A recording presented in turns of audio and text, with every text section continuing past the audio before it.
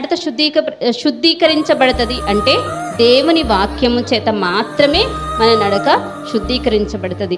మన నడకే కాదండి, మనం బాగా డిప్రెషన్లో ఉన్న మనల్ని ఓదార్చేది దేవుని వాక్యమే. మనం బాగా కోపం వచ్చినా మన కోపాన్ని మనం తగ్గించుకోగలిగేది కూడా దేవుని వాక్యం చేతనే. మనం బాగా వేదనలో ఉన్నా లేకపోతే ఇంకేదైనా మనకు ఒక సమస్య వచ్చిందంటే ఆ సమస్యకు పరిష్కారం చూపించేది కూడా దేవుని వాక్యమే. దేవుని వాక్యం అనగా దేవుడే ఏమై ఉన్నాడు?